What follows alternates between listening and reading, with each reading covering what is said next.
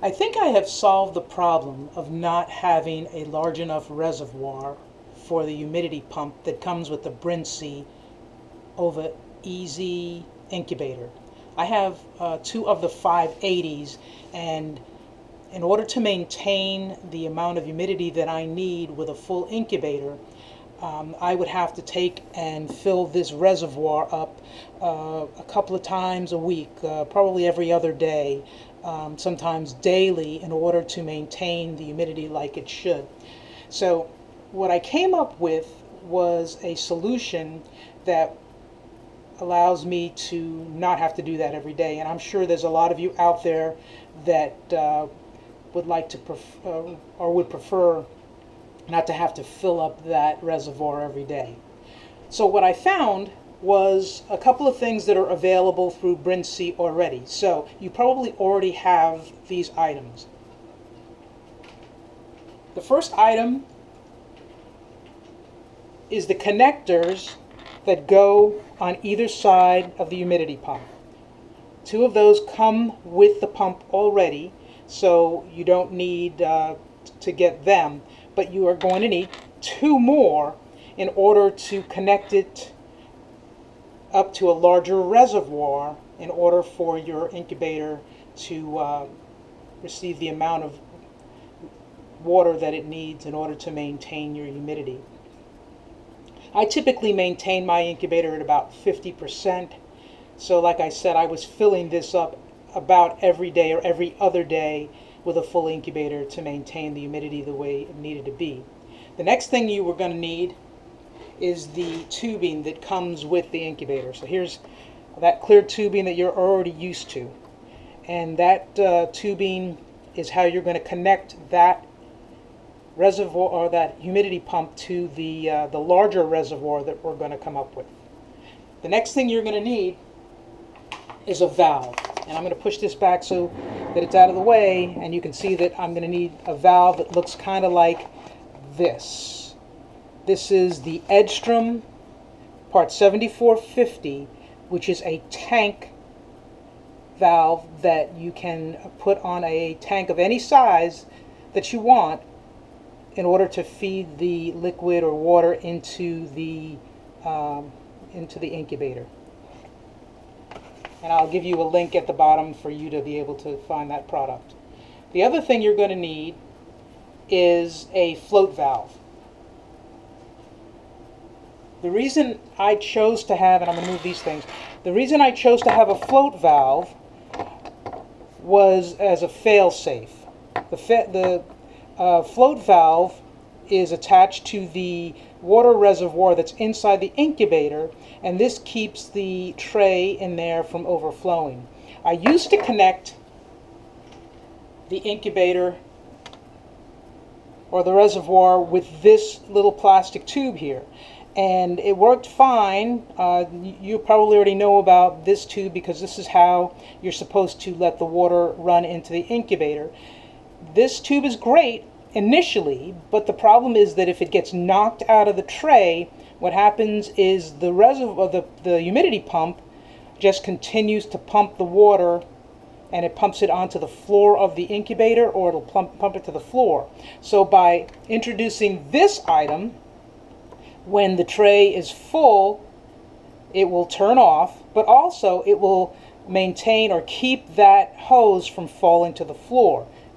I take this connection, and it fits very nicely into this 3/16 nipple, and then I attach the hose to that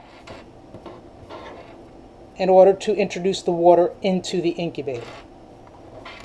So let me show you what that looks like.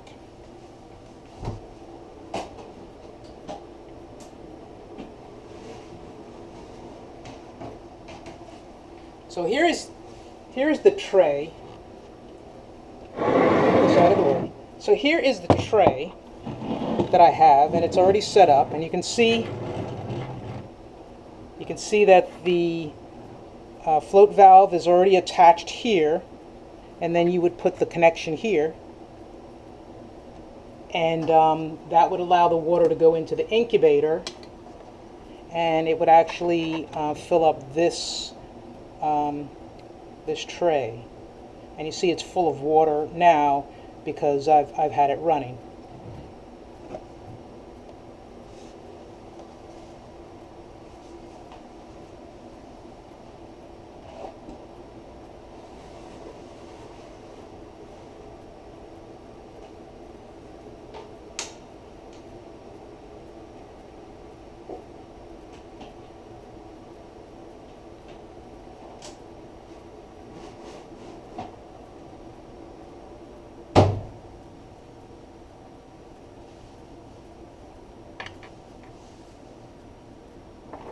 So this float valve is also available on one of the poultry websites, and I will give you the I'll give you the link for that. But this particular float valve is nice because it's got the right size nipple here that black connection will fit right into. And then all you do is you drill a hole that's the right size for these threads, and that's how you connect that to the tray itself.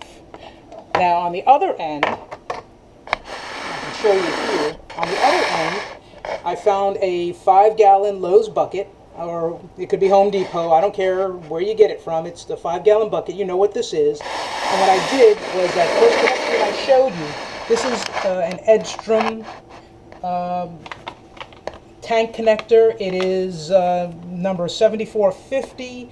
I will give you the link to where I found these. I found these at a company called Clubbertans, and they have these tank connectors. So what I did was I measured about 1 inch off the bottom of the 5-gallon bucket.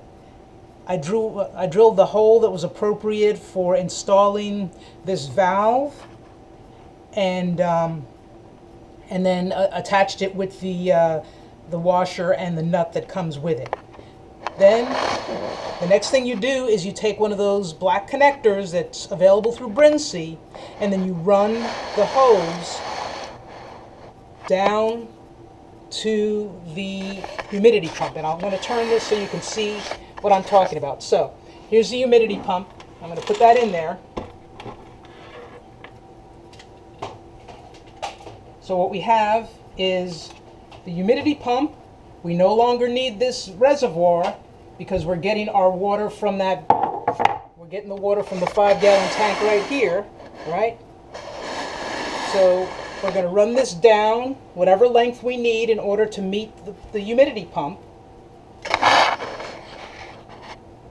And then what we're going to do, see if I can get a better angle on that, whatever we're going to do is we are going to still have the 2 black valve or connectors that we had initially with the pump.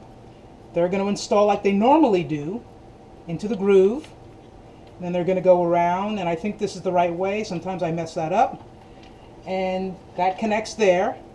And then what we do is we connect that to the front, or it goes through the hole in the front of the incubator, and then that feeds into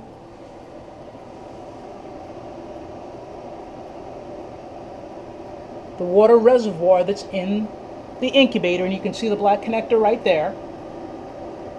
So it all runs the way it normally would run. And I'll show you, once I plug in the electrical cable that goes with the incubator, it will start running because it's sensing that the humidity is low right now. Actually, it's at 30%, so that will run and fill up the reservoir in there. And once it's full, or once it's at the right humidity, this humidity pump will automatically stop.